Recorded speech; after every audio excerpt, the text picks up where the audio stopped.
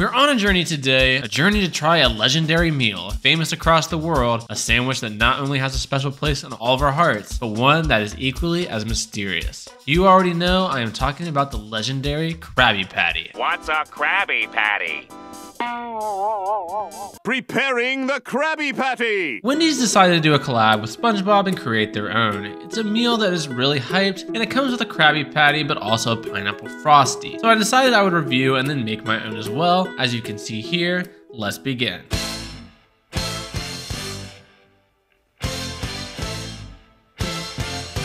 So we got it all laid out in front of us. We got the Frosty, we got the fries, we got the Krabby Patty. The experience is about to be full throttle, so let me take a bite. I'm not gonna be an idiot. I'm not gonna tell you this is the best thing in the world if it's not. I'll be truthful. As I'm trying to say, I'll be truthful. So as you can see here, this burger looks like a normal Dave's Double, but with a special Krabby Patty sauce that was slathered on by a fry cook at Wendy's. Not sure what it is yet. He poisoned our water supply, burned our crops, and delivered a plague unto our houses! He did?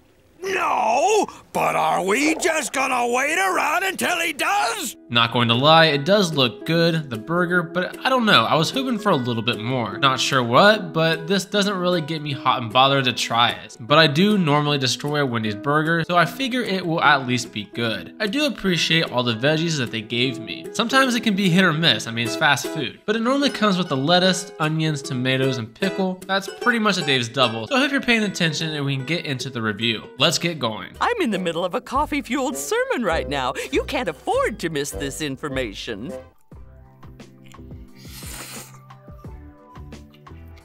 My initial thoughts already is that this is basically just a regular Dave's Double, but with a special Krabby Patty sauce that's pretty similar to the Big Mac sauce at McDonald's. Probably just a little bit better than the usual Dave's Double. Let's move on real quick to this pineapple frosty. The pineapple frosty absolutely kicks ass. Pineapple and vanilla frosty flavor go perfectly together. This is hype. This is really good. I mean, frosties in general, classic, incredible, right? Good stuff across the board. Fries taste good, burger's good. Overall, the Wendy's Krabby Patty experience meal, it's nothing crazy. It's nothing you need to like drive. If your city for whatever reason isn't doing this promotion, I wouldn't sweat it. Some guys have all the luck. I was born with glass bones and paper skin.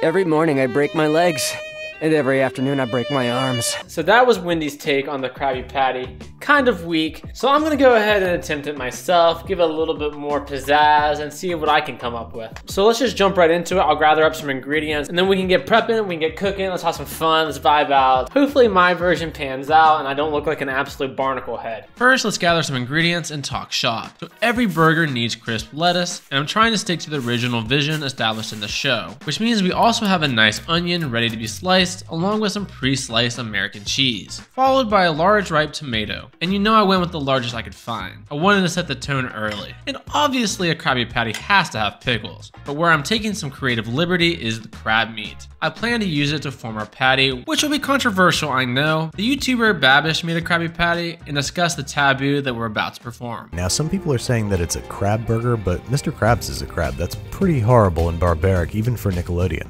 While maybe barbaric, the comments on that video made some great points. The creator of SpongeBob didn't shy away from science or even dark jokes. It's one of the reasons why we all love the show. I mean, just look at this clip.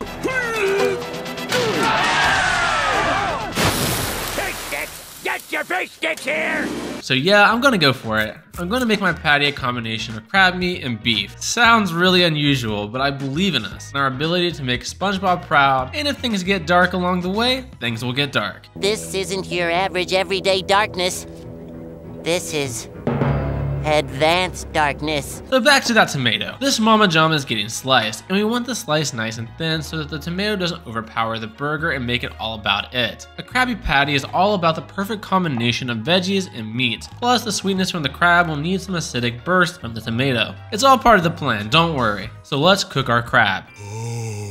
over to the stovetop to get a pan on the heat so that we can introduce our olive oil and butter to melt and combine. We aren't trying to make a sauce by any means, but we want the crab meat to cook in the fats to bring out all that naturally good crabby flavor, sweet but savory. Once we have our two different fats infused, we can get some of that colossal crab meat chunks down into the pan. We don't need the crab to be fully cooked, but somewhere around 80%. Since we have all of our meat broken down, as you can see, the cooking process should be pretty quick. But I am going to stay on top of it. You know, keep on my toes and make sure to move everything around and warm up evenly. Another step I'm leaning into is basting the meat with our butter oil so that we are able to carry all that flavor back over the meat, and it'll help with the cooking process as well. It's all pretty simple stuff that should hopefully make a significant difference in the end. I'm definitely getting hungry and the crab is looking really good, but we need to get it out of here and move on. You took my only food!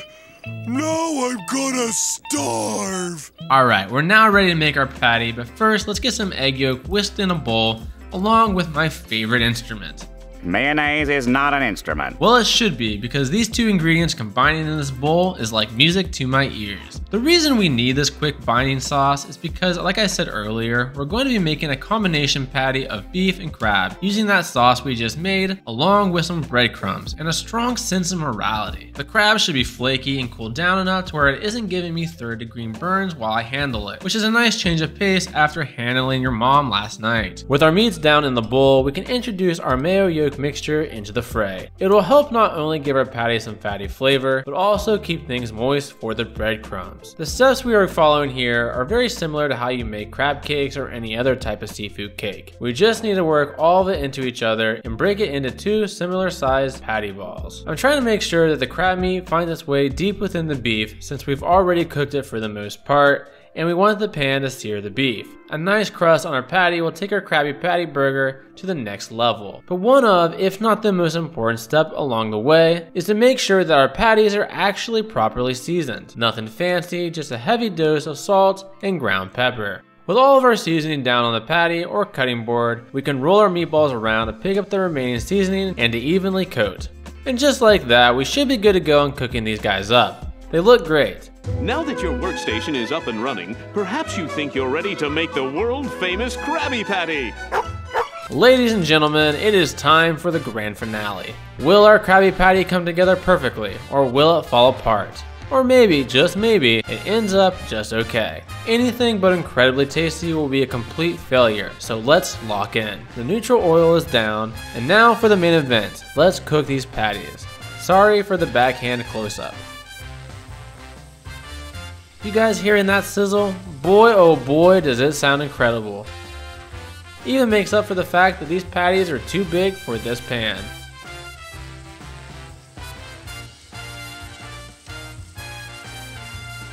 After the patties have faced the thresholds of hell long enough, we can begin to think about flipping them to see what kind of sear we are working with. I'm hoping for some nice dark brown crispiness, something to blow our socks off.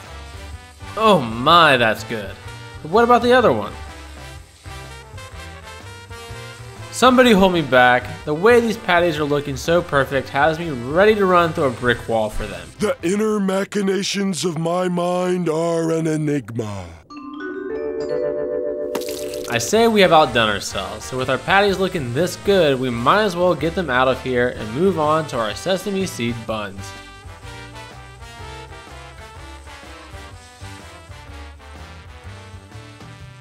We're just going to get them down gently into the same pan to toast up and absorb some of that fat. Now it might seem like it's going to get soggy, but trust me, they will crisp up as long as the heat is high enough. And just look at that. Alright, let's build this Krabby Patty.